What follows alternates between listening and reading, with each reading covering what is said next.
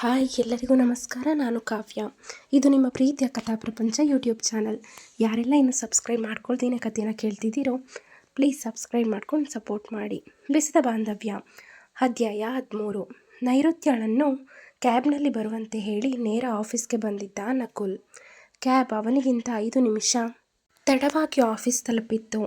ಕ್ಯಾಬಿನಲ್ಲಿ ನಕುಲ್ ನೈಋತ್ಯಕ್ಕಾಗಿ ಕಾಯುತ್ತಾ ಕುಳಿತಿದ್ದ. ಸುಹಾಸ್ ರೆಡಿಯಾದ ಫೈಲ್ಗಳನ್ನು ತಂದು ನಕುಲ್ ಟೇಬಲ್ ಮೇಲೆ ಇಟ್ಟು ಇನ್ನೂ ನಡೆಯಬೇಕಾದ ಮೀಟಿಂಗ್ಗಳ ಬಗ್ಗೆ ಚರ್ಚಿಸಿ ನಿರ್ಧಾರ ತೆಗೆದುಕೊಳ್ಳುವಂತೆ ತಿಳಿಸಿ ಉಳಿದ ಫೈಲ್ಗಳನ್ನು ತರಲು ತನ್ನ ಕ್ಯಾಬಿನ್ ಕಡೆ ಹೋಗಿದ್ದ. ಇಂದಿನ ಮೀಟಿಂಗ್ಗೆ ಅವಶ್ಯಕತೆ ಇರುವ ಮುಖ್ಯವಾದ ಫೈಲನ್ನು ಹುಡುಕುತ್ತಿರುವಾಗ ಯಾವುದೋ ಒಂದು ಫೈಲ್ ಹಿಡಿದು ಬಂದ ಮನ್ವಿತಾ ಅದನ್ನು ಸುಹಾಸ್ಗೆ ಕೊಡಲು ಹೋದಾಗ ಸುಹಾಸ್ಗೆ ಬಂದಿತ್ತು ಒಂದು ಫೋನ್ ಕರೆ. ಅವನು ಯಾವುದೋ ಕರೆಯಲ್ಲಿ ಮುಳುಗಿದ್ದು ನೋಡಿ ಅವನಿಗೋಸ್ಕರ ಕಾಯುತ್ತಾ ನಿಂತಿದ್ದಳು. ಅವಳು ಹಿಂದೆ ಬಂದು ಕದ್ದು ಫೋನ್ನಲ್ಲಿ ಮಾತನಾಡುತ್ತಿರುವುದನ್ನು ಕೇಳುತ್ತಿದ್ದಾಳೆ ಎಂದು ಅಪಾರ್ಥ ಮಾಡಿಕೊಂಡ ಸುಹಾಸ್ ಹಿಂತಿರುಗಿ ನೀನೇನು ಮಾಡ್ತಾ ಇದ್ದೀಯಾ ಎಂದು ಜೋರಾಗಿ ಅಬ್ಬರಿಸಿ ಕೇಳಿದ್ದ. ಅವನು ಕೋಪದಿಂದ ಕೇಳಿದ ಮಾತಿಗೆ ಮನ್ವಿತಾಗೂ ಕೂಡ ಸಿಟ್ಟು ತಂತಾನೆ ಬಂದಿತ್ತು. ನೋಡಿ ಸರ್, ನಾನು ಬಂದಿದ್ದೆ ಕೆಲಸದ ವಿಚಾರವಾಗಿ ಮಾತನಾಡೋದಕ್ಕೆ. ನಿಮ್ಮ ದುರಹಂಕಾರ ದಿಮಾಕು ಎಲ್ಲ ನನ್ನ ಹತ್ರ ತೋರಿಸ್ಬೇಡಿ. ಸೌಮ್ಯ ಹತ್ರ 32 ಬಿಟ್ಕೊಂಡು ಮಾತಾಡೋ ನಿಮಗೆ ನನ್ನನ್ನು ಕಂಡ್ರೆ ಮಾತ್ರ ಆಗೋದಿಲ್ಲ. ನಾನು ನಿಮ್ಗೆ ಏನು ಮಾಡಿದ್ದೇನೆ? ಕೆಲಸ ಹೇಳ್ಕೊಡೋದು ಮಾಡಿ. ನಾನಿಲ್ಲಿ ಬಂದಿರೋದು ನನ್ನ ಅಗತ್ಯತೆ ಪೂರೈಸೋ ಸಲುವಾಗಿ, ಕೆಲಸ ಮಾಡೋದಕ್ಕೆ. ನನ್ನ ದುರದೃಷ್ಟಕ್ಕೆ ನಾನು ನಿಮ್ಮ ಕೈಯಲ್ಲಿ ಕೆಲಸ ಮಾಡುವ ದೌರ್ಭಾಗ್ಯ ನನ್ನದಾಗಿದೆ. ಅಪ್ಪಿತಪ್ಪಿ ನೀವೇನಾದರೂ ನನಗೆ ಸಂಬಳ ಕೊಡುವ ಬಾಸ್ ಆಗಿದ್ದರೆ ನನ್ನ ಕತೆ ಗೋವಿಂದ ಎಂದು ವ್ಯಂಗ್ಯವಾಗಿ ಹೇಳಲು ಅತ್ತ ತಿರುಗಿದ ಸುಹಾಸ್, ನಾನು ನಿನ್ನ ಬಾಸ್ ಆಗಿದ್ದರೆ ಕೆಲಸ ಮಾಡಲು ನಿನ್ನಂಥವಳಿಗೆ ಅವಕಾಶ ಕೊಡ್ತಿರ್ಲಿಲ್ಲ. ಸದ್ಯಕ್ಕೆ ನನಗೆ ಮಾಡಲು ತುಂಬ ಕೆಲಸ ಇದೆ. ನೀವಿಲ್ಲವಾದರೆ ನನ್ನ ಪಾಡಿಗೆ ನಾನು ನನ್ನ ಕೆಲಸ ಮುಂದುವರಿಸ್ತೇನೆ. ಹೋಗುವಾಗ ಹಾಗೆ ಸೌಮ್ಯಳಿಗೆ ಪ್ರಾಜೆಕ್ಟನ್ನು ಫೈಲ್ ತರುವಂತೆ ತಿಳಿಸು ಎಂದವನು ಅವಳ ಕಡೆ ತಿರುಗಿ, ಅವಶ್ಯಕತೆಗಳಿಗಿಂತ ಹೆಚ್ಚಾಗಿ ಮಾತನಾಡೋದು ನನಗೂ ಕ್ಷೇಮವಲ್ಲ, ನಿಮಗೂ ಕೂಡ ಕ್ಷೇಮ ಅಲ್ಲ. ನಮ್ಮಿಬ್ಬರಿಗೆ ಒಬ್ಬರನ್ನು ಕಂಡ್ರೆ ಒಬ್ರಿಗೆ ಆಗೋದಿಲ್ಲ.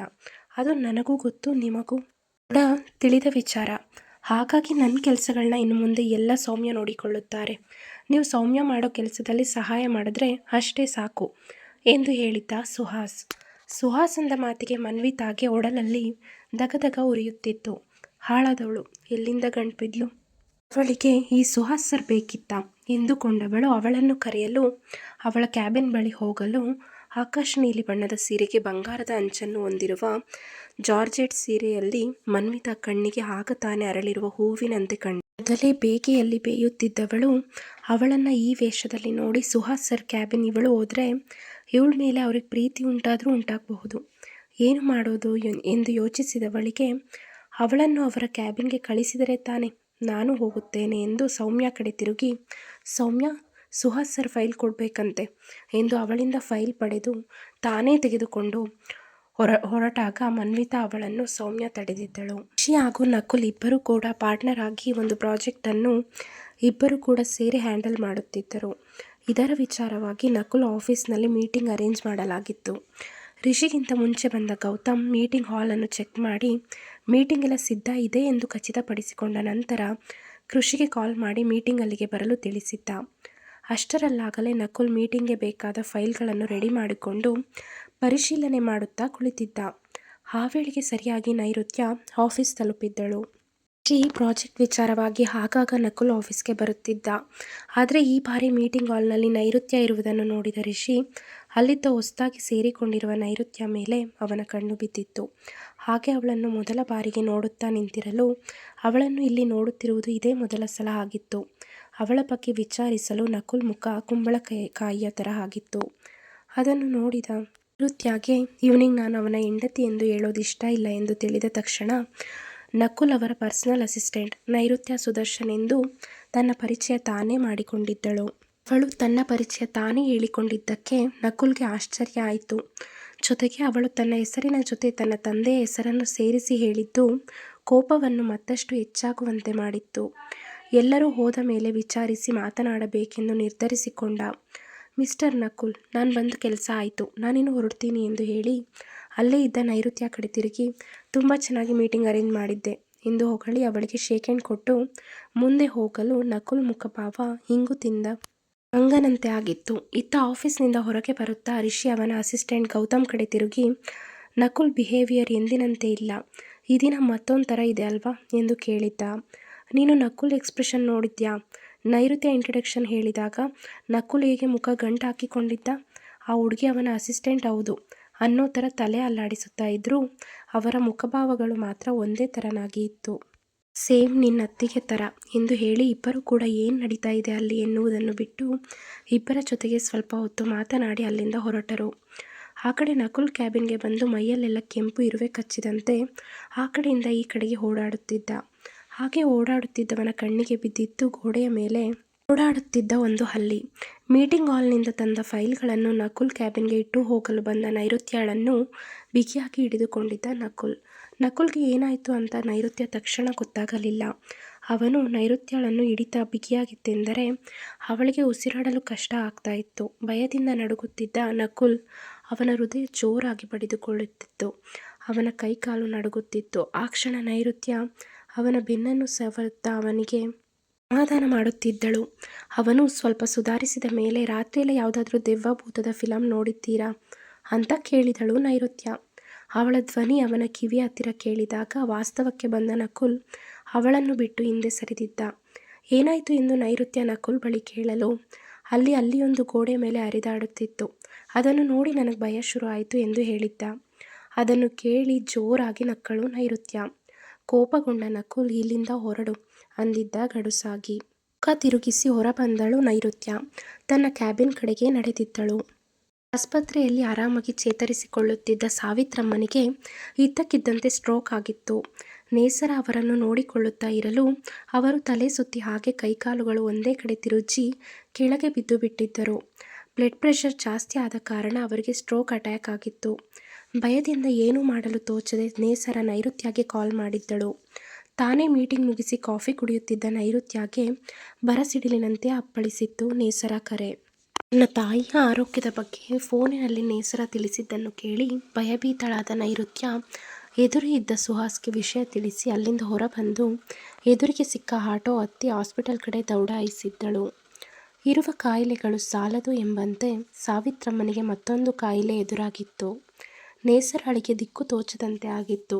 ತನ್ನ ಕೆಳತಿಗೆ ದೇವರು ಕೊಡುವ ಕಷ್ಟ ನೋಡಿ ಭಗವಂತನ ಮೇಲೆ ನಂಬಿಕೆ ಕಳೆದುಕೊಂಡು ಬಿಟ್ಟಿದ್ದಳು ನೇಸರ. ಹೊರಗಡೆ ಸ್ಪೆಷಲಿಸ್ಟ್ಗಳಿಂದ ಸಾವಿತ್ರಮ್ಮನ ಆರೋಗ್ಯದ ತಪಾಸಣೆ ನಡೆಯುತ್ತಿತ್ತು.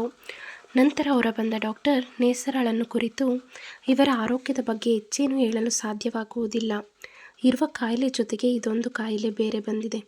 ಹಾಗಾಗಿ ಇವರ ಕಡೆಯವರನ್ನು ಬರಹೇಳಿ ಕೊನೆಯ ಪಕ್ಷ 2 ಮಾತುಗಳನ್ನಾದರೂ ಖುಷಿಯಿಂದ ಮಾತನಾಡಲಿ. ಇವರ ಜೀವದ ಬಗ್ಗೆ ಗ್ಯಾರಂಟಿ ಕೊಡಲಾಗುವುದಿಲ್ಲ ಎಂದು ಹೇಳಿದ ಮಾತಿಗೆ ನೇಸರಳಗೆ ಭೂಮಿಯೇ ಬಾಯಿ ತೆರೆದು ತನ್ನನ್ನು ನುಂಗುವಂತೆ ಭಾಸವಾಗಿತ್ತು. ಆಟೋದಲ್ಲಿ ಕುಳಿತ ನೈಋತ್ಯಳಿಗೆ ಜೀವವೇ ಬಾಯಿಗೆ ಬಂದಂತೆ ಆಗಿತ್ತು. ಅವಳಿಗಾಗಿ ಪರಿತಪಿಸುವ ಜೀವ ಎಂದರೆ ಅದು ಅವಳ ತಾಯಿ ಮಾತ್ರ. ತನ್ನ ತಾಯಿಗಾಗಿ ಜೀವನವನ್ನು ನಡೆಸುತ್ತಿರುವ ನೈಋತ್ಯಳಿಗೆ ಅವರಿಗೆ ಆದ ಆಘಾತ ಇವಳಿಗೂ ಸಹ ನೋವನ್ನುಂಟು ಮಾಡಿತ್ತು. ಅವರನ್ನು ಹೇಗಾದರೂ ಮಾಡಿ ಕಾಪಾಡಿಕೊಳ್ಳಬೇಕೆಂಬ ಆಶಯದೊಂದಿಗೆ ಆಸ್ಪತ್ರೆ ತಲುಪಿದ್ದಳು ನೈಋತ್ಯ. ಎದುರಿದ್ದ ಚೇರ್ ಮೇಲೆ ಕುಳಿತಿದ್ದಳು ನೇಸರ. ಅವಳ ಬಳಿ ಬಂದ ನೈಋತ್ಯ ನನ್ನ ತಾಯಿಯ ಆರೋಗ್ಯದ ಬಗ್ಗೆ ವಿಚಾರಿಸಿದಾಗ ಡಾಕ್ಟರ್ ಹೇಳಿದಷ್ಟು ಮಾತನ್ನು ಚಾಚೂ ಚಪ್ಪದೆ ನೈಋತ್ಯಳಿಗೆ ತಿಳಿಸಿದ್ದಳು ನೇಸರ. ಕಣ್ಣೀರು ಧಾರಾಕಾರವಾಗಿ ಹರಿಯುತ್ತಿತ್ತು. ಈ ಭೂಮಿಯಲ್ಲಿ ಅವಳಿಗಾಗಿ ಬದುಕುತ್ತಿರುವ ಒಂದೇ ಒಂದು ಜೀವ ಎಂದರೆ ಅದು ಅವಳ ಅಮ್ಮ ಮಾತ್ರ. ಅವಳ ಕಣ್ಣೀರನ್ನು ನೋಡಿದ ನೇಸರ ಅವಳಿಗೆ ಸಮಾಧಾನ ಮಾಡುವ ಸಲುವಾಗಿ ಭುಜದ ಮೇಲೆ ಕೈ ಇಟ್ಟು, ದೇವರು ಇದ್ದಾನೆ, ನಿಮ್ಮಮ್ಮನಿಗೆ ಏನೂ ಆಗೋದಿಲ್ಲ, ದುಡ್ಡು ಎಷ್ಟಾದರೂ ಖರ್ಚಾಗಲಿ ನಾನು ಕೊಡುತ್ತೇನೆ, ಏನು ಚಿಂತೆ ಮಾಡಬೇಡ, ಆಂಟಿಗೆ ದೇವರು ಆಯಸ್ಸು ನೀಡಲಿ ಎಂದು ಸಾಂತ್ವನ ತುಂಬಿದ ನುಡಿಗಳಿಂದ ನೇಸರ ಹೇಳುತ್ತಿದ್ದರೂ ನೈಋತ್ಯ ದುಃಖದ ಕಟ್ಟೆ ಪೂರ್ತಿಯಾಗಿ ಹೊಡೆದಿತ್ತು. ನೋಡೋಣ, ದೇವರು ನಮ್ಮಂಥ ಬಡವರಿಗೆ ಪರೀಕ್ಷೆ ಮಾಡ್ತಾನೆ, ಯಾಕೋ ಗೊತ್ತಿಲ್ಲ, ದೇವರ ಮೇಲೆ ಇರುವ ನಂಬಿಕೆನೇ ಸತ್ತು ಹೋಗುತ್ತದೆ ಎಂದು ಅಳಲು ಆರಂಭಿಸಿದಳು ನೈಋತ್ಯ. ಇತ್ತ ಆಫೀಸ್ನಲ್ಲಿ ನೈಋತ್ಯಳನ್ನು ಕಾಣದೇ ಇದ್ದದ್ದನ್ನು ನೋಡಿದ ನಕುಲ್ ಸುಹಾಸ್ಗೆ ಕರೆ ಮಾಡಿ ತನ್ನ ಕ್ಯಾಬಿನ್ಗೆ ಬರ ಹೇಳಿದ್ದ. ನಂತರ ನೈಋತ್ಯ ಬಗ್ಗೆ ವಿಚಾರಿಸಿದಾಗ ನಡೆದಷ್ಟು ವಿಷಯವನ್ನು ಸಹ ಸುಹಾಸ್ ನಕುಲ್ಗೆ ತಿಳಿಸಿದ್ದ. ಅವಳು ನನಗೆ ಹೇಳಿ ಹೋಗಬಹುದಿತ್ತಲ್ಲ ಸುಹಾಸ್ ಎಂದು ನಕುಲ್ ಸುಹಾಸ್ ಕಡೆ ತಿರುಗಿ ಕೇಳಿದಾಗ, ನೀವೇ ಹೇಳಿದ್ರಲ್ಲ ಸರ್, ಅವರು ನಿಮ್ಮ ಹೆಂಡತಿಯಲ್ಲ, ಆಫೀಸ್ನಲ್ಲಿ ನಿಮಗೂ ಅವರಿಗೂ ಸಂಬಂಧವಿಲ್ಲ, ಎಂದು ಮಾತಿನಲ್ಲೇ ಚುಚ್ಚಿದ್ದ. ಹಾಗಾಗಿ ಅವರು ನಿಮ್ಮ ಸಹಾಯ ಕೇಳದೆ ಸಿಕ್ಕ ಆಟೋ ಹತ್ತಿ ಹೋದರು. ಸುಹಾಸ್ ಅಷ್ಟನ್ನು ಹೇಳಿ ಅಲ್ಲಿಂದ ತೆರಳಲು ನಕುಲ್ಗೆ ತುಂಬ ಬೇಸರವಾಗಿತ್ತು. ಆಡಿದ ಮಾತಿಗೆ ತಾನೇ ಪಶ್ಚಾತ್ತಾಪ ಪಡುತ್ತಾ ಅತ್ಯವಸರವಾಗಿ ಅಲ್ಲಿಂದ ಹಾಸ್ಪಿಟಲ್ ಕಡೆ ಹೊರಟನು. ಹೋಗುವಾಗ ನೈಋತ್ಯಾಳಿಗೆ ಪದೇ ಪದೇ ಫೋನ್ ಮಾಡಿದರೆ ಆ ಕಡೆಯಿಂದ ಉತ್ತರವೇ ಸಿಕ್ಕಿರಲಿಲ್ಲ. ದಾರಿಯುದ್ದಕ್ಕೂ ಅವಳದೇ ಯೋಚನೆ. ಒಬ್ಬಳೇ ಹೇಗೆ ಪರಿಸ್ಥಿತಿ ನಿಭಾಯಿಸಿಕೊಂಡು ಹೋಗುತ್ತಿದ್ದಳೋ ಏನೋ. ಈ ಗೂಬೆಗೆ ನನಗೊಂದು ಮಾತು ತಿಳಿಸಿ ಹೋಗಬೇಕೆಂಬ ಕನಿಷ್ಠ ಸಾಮಾನ್ಯ ಜ್ಞಾನವೂ ಕೂಡ ಇಲ್ಲ. ನನ್ನ ದ್ವೇಷ ಏನಿದ್ರೂ ನಿನ್ನ ಮೇಲೆ ಮಾತ್ರ ನೈಋತ್ಯ. ನಿನ್ನ ತಾಯಿ ನನ್ನ ತಾಯಿಯೂ ಕೂಡ ಹೌದು. ಅವರಿಗೂ ನನ್ನ ತಾಯಿಗೆ ಕೊಡುವಷ್ಟೇ ಗೌರವ ನೀಡುತ್ತೇನೆ. ಅವರ ಜವಾಬ್ದಾರಿ ನನಗೂ ಕೂಡ ಇದೆ ಎಂದುಕೊಂಡವನು ಆಸ್ಪತ್ರೆ ಮುಂಭಾಗ ತಲುಪಿದ್ದ.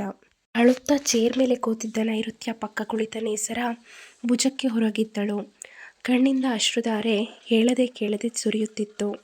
ಅಲ್ಲಿಂದ ಎದ್ದು ನೇಸರ ಒಂದು ಗ್ಲಾಸ್ ನೀರನ್ನು ತೆಗೆದುಕೊಂಡು ಬಂದು ಅವಳಿಗೆ ಕುಡಿಯಲು ಹೇಳಿದಾಗ, ಧೈರ್ಯ ತಗೋ ನೈಋತ್ಯ, ಈಗ ನೀನೇ ನಿನ್ನ ಮನಸ್ಥಿತಿಯನ್ನು ಗಟ್ಟಿ ಮಾಡ್ಕೋಬೇಕು. ನೀನೇ ಈ ಥರ ಭಯಪಟ್ಟರೆ ನನ್ನ ಕೈಕಾಲು ಆಡೋದೇ ಇಲ್ಲ ಎಂದು ಹೇಳಲು ನೈಋತ್ಯ, ನಮ್ಮ ಮೇಲೆ ಅದು ಯಾರು ಕಣ್ಬಿತ್ತೋ ಏನೋ, ಎಲ್ಲ ಮಾಡಿದ ತಪ್ಪಿಗೆ ನಾನೇ ಶಿಕ್ಷೆ ಅನುಭವಿಸಬೇಕು, ಸುಖ ಅವರಿಗೆ, ಶಿಕ್ಷೆ ನಮಗೆ ಎನ್ನುತ್ತಿರುವ ಅವಳನ್ನು ನೋಡಿದ ನೇಸರ, ಸಮಾಧಾನ ಮಾಡಿಕೊಂಡಿರ್ತೀಯಾ? ನಿನ್ನ ತಾಯಿ ಹುಷಾರಾಗಿ ಬರ್ತಾರೆ, ಅವರ ಬಗ್ಗೆ ಚಿಂತೆ ಮಾಡಬೇಡ. ನೀನೇ ಹೀಗೆ ಧೈರ್ಯ ಕಳೆದುಕೊಂಡ್ರೆ ನಿಮ್ಮಮ್ಮನಿಗೆ ಧೈರ್ಯ ಹೇಳೋರು ಯಾರು ಎಂದು ಅವಳಿಗೆ ಸಮಾಧಾನ ಮಾಡುತ್ತಿದ್ದಳು ನೇಸರ. ಹಾಸ್ಪಿಟಲ್ ಹೊಳಬಂದ ನಕುಲ್ಗೆ ಅಳುತ್ತಿದ್ದ ನೈಋತ್ಯ ಕಾಣಿಸಿದ್ದಳು. ಅವನು ಅವಳನ್ನು ನೋಡಿದ್ದೇ ನೈಋತ್ಯ ಎಂದು ಕೂಗಿದಾಗ ಅಳುತ್ತಾ ಕುಳಿತಿದ್ದ ನೈಋತ್ಯ ಓಡಿ ಬಂದು ಅವನನ್ನು ಅಪ್ಪಿದ್ದಳು. ಗಳಿಗೆಗೆ ಅವಳನ್ನು ಸಾಂತ್ವನಿಸುವ ಒಂದು ಹೃದಯ ಬೇಕಿತ್ತು. ನಕುಲ್ಗೆ ಅವಳನ್ನು ಹೇಗೆ ಸಮಾಧಾನ ಮಾಡಬೇಕೆಂದು ತೋಚದೆ ಅಪ್ಪಿದ್ದ ಅವಳ ಬೆನ್ನನ್ನು ಸವರುತ್ತಾ ಸಮಾಧಾನ ಮಾಡಿಕೊಳ್ಳುವಂತೆ ಹೇಳುತ್ತಿದ್ದ. ಸ್ವಲ್ಪ ಹೊತ್ತಿನ ನಂತರ ಸುಧಾರಿಸಿಕೊಂಡ ನೈಋತ್ಯ ವಾಸ್ತವದ ಅರಿವಾದಾಗ ಅವನನ್ನು ಬಿಟ್ಟು ದೂರ ನಿಂತಿದ್ದಳು. ಅವಳ ಸ್ಥಿತಿಯನ್ನು ನೋಡಿದ ನಕುಲ್ಗೆ ಕೂಡ ಕನಿಕರ ಬಂದಿತ್ತು. ಅವಳು ಅಪ್ಪುಗೆಯಲ್ಲಿ ಅವನಿಗೆ ಯಾವುದೋ ನವಿರಾದ ಭಾವ ಆವರಿಸಿತ್ತು. ಅವಳನ್ನು ಬಿಟ್ಟರೆ ಎಲ್ಲಿಂದ ನನ್ನಿಂದ ದೂರಾಗುತ್ತಾಳೋ ಎಂಬ ಅಪನಂಬಿಕೆ ಕೂಡ ಅವನ ಮನಸ್ಸಿನಲ್ಲಿ ಮೂಡಿತ್ತು. ನಕುಲ್ ಮನಸ್ಥಿತಿ ಎರಡೂ ಅವನ ಹಿಡಿತದಲ್ಲಿ ಇರಲಿಲ್ಲ. ಅವನ ಮನಸ್ಸಿನ ಯಾವುದೋ ಮೂಲೆಯಲ್ಲಿ ನೈಋತ್ಯ ಮೇಲಿನ ಭಾವನೆಗಳು ಬದಲಾಗುವ ಮುನ್ಸೂಚನೆ ಸಿಕ್ಕಿತ್ತು. ಅವಳಿಗೆ 2 ಸಮಾಧಾನದ ಮಾತು ಹೇಳಿದವನು ಡಾಕ್ಟರ್ ಬಳಿ ಹೋಗಿ ಎಲ್ಲ ಕೂಲಂಕುಷವಾಗಿ ವಿಚಾರಿಸಿ ಸಾವಿತ್ರಮ್ಮನಿಗೆ ಒಳ್ಳೆಯ ಟ್ರೀಟ್ಮೆಂಟ್ ಕೊಡಿಸುವ ಸಲುವಾಗಿ ಅವನೇ ಮುಂದೆ ನಿಂತು ಎಲ್ಲ ಕೆಲಸಗಳನ್ನು ಸ್ವಇಚ್ಛೆಯಿಂದ ಮಾಡುತ್ತಿದ್ದ. ಒಂದು ದಿನದ ತರುವಾಯ ಸಾವಿತ್ರಮ್ಮನ ಆರೋಗ್ಯದಲ್ಲಿ ಕೊಂಚ ಸುಧಾರಣೆ ಕಂಡಿತ್ತು. ಅವರಿಗೆ ಪ್ರಜ್ಞೆ ಬಂದಾಗ ಮೊದಲು ತನ್ನ ಮಗಳನ್ನು ಬಿಟ್ಟು ತನ್ನ ಅಳಿಯನ ಜೊತೆ ಮಾತನಾಡಬೇಕೆಂದು ಡಾಕ್ಟರ್ ಬಳಿ ತಿಳಿಸಿದಾಗ ಅವರು ಬಂದು ಅವರ ಅಳಿಯ ಯಾರು ಎಂದು ಕೇಳಿದಾಗ ಮುಂದೆ ಬಂದ ನಕುಲ್ ಪರಿಚಯಿಸಿಕೊಂಡು, ನಿಮ್ಮನ್ನು ಅವರು ತುಂಬ ಸಲ ಕೇಳಿದರು, ಹಾಗಾಗಿ ನೀವು ಹೋಗಿ ಅವರು ಏನು ಹೇಳ್ತಾರೆ ಅದನ್ನು ಚಾಚೂ ತಪ್ಪದೆ ಪಾಲಿಸಿ ಎಂದು ಡಾಕ್ಟರ್ ಹೇಳಿ ಅವನನ್ನು ಸಾವಿತ್ರಮ್ಮ ಇದ್ದ ಕಡೆ ಕಳುಹಿಸಿದ್ದರು. ಒಳ ಹೋದ ನಕುಲ್ಗೆ ಕೈಕಾಲು ನಡುಗುತ್ತಿತ್ತು. ಸಾವಿತ್ರಮ್ಮನ ಆರೋಗ್ಯ 90% ಹಾಳಾಗಿತ್ತು. ಇರುವ ಒಬ್ಬ ಮಗಳ ಜೀವನ ಹಾಳಾಗಿದೆ ಎಂದು ಅವರಿಗೆ ತಿಳಿದರೆ ಅವರು ಏನಾಗಬಹುದು ಎಂಬುದೇ ಅವನ ಭಯಕ್ಕೆ ಕಾರಣವಾಗಿತ್ತು. ಒಂದು ವೇಳೆ ನಾನು ಮದುವೆ ಆಗಿರುವ ಕಾರಣವನ್ನು ನೈಋತ್ಯ ತನ್ನ ತಾಯಿಗೆ ತಿಳಿಸಿದರೆ ಅವರಿಗೆ ಮುಖ ಕೊಟ್ಟು ನನ್ನಿಂದ ಮಾತನಾಡಲು ಸಾಧ್ಯವೇ ಎಂಬ ಪ್ರಶ್ನೆಗೆ ಉತ್ತರ ಅವನಲ್ಲಿಯೂ ಕೂಡ ಇರಲಿಲ್ಲ. ಅಂಜಿಕೆಯಿಂದಲೇ ಒಳ ಹೋದ ನಕುಲ್ಗೆ ನೆಮ್ಮದಿಯಿಂದ ನಿದ್ರೆಗೆ ಜಾರಿರುವ ಸಾವಿತ್ರಮ್ಮ ಕಂಡಿದ್ದರು. ಅವರ ಕಾಲನ್ನು ಮುಟ್ಟಿ ನಮಸ್ಕರಿಸಿದವ ಅವನ ಕಣ್ಣಿಂದ ಅಶ್ರು ಬಿಂದು ಜಾರಿತ್ತು. ಅವರ ಈ ಪರಿಸ್ಥಿತಿಗೆ ನಾನೇ ಕಾರಣ ಎಂಬ ಪಾಪ ಪ್ರಜ್ಞೆ ಅವನನ್ನು ಕಾಡುತ್ತಿತ್ತು. ಆದರೆ ಅವನು ಅಸಹಾಯಕ ಪರಿಸ್ಥಿತಿಯಲ್ಲಿ ಇದ್ದ. ಮನಪೂರ್ವಕವಾಗಿ ಪ್ರೇಮಿಸಿದ ಅವಳಿಗೆ ಕಷ್ಟ ಕೊಡುವುದು ಸುಲಭದ ಕೆಲಸವಲ್ಲ. ಅವಳಿಗಿಂತ ಹೆಚ್ಚಾಗಿ ಇವನೇ ನೋವನ್ನು ಅನುಭವಿಸುತ್ತಿದ್ದ. ಎಲ್ಲವನ್ನು ಮರೆತು ಹೊಸ ಜೀವನ ನಡೆಸಬೇಕು ಎಂದುಕೊಂಡರೆ ಅದು ಅವನಿಂದ ಸಾಧ್ಯವಾಗುತ್ತಿರಲಿಲ್ಲ. ಯಾವಾಗಲೂ ಅವನ ಕಣ್ಣ ಮುಂದೆ ಅವನ ತಂಗಿ ಬೃಂದ ಕನಸಿನಲ್ಲಿಯೂ ಕೂಡ ಕಾಡುತ್ತಿದ್ದಳು. ಆಸ್ಪತ್ರೆಯಿಂದ ನಕುಲ್ ಹೊರಟ ಮೇಲೆ ಎಲ್ಲ ಕೆಲಸವೂ ಸುಹಾಸ್ ಹೆಗಲೇರಿತು. ಒಬ್ಬನಿಂದ ಅಷ್ಟು ಕೆಲಸ ನಿಭಾಯಿಸಲು ಸಾಧ್ಯವಾಗದ ಕಾರಣ ಆತನ ಸಹಾಯಕ್ಕೆಂದು ಸೌಮ್ಯಳನ್ನು ಕೂಡ ಕರೆದುಕೊಂಡಿದ್ದ. ಇದು ಮನ್ವಿತ ಅಸಮಾಧಾನಕ್ಕೆ ಕಾರಣವಾಗಿತ್ತು.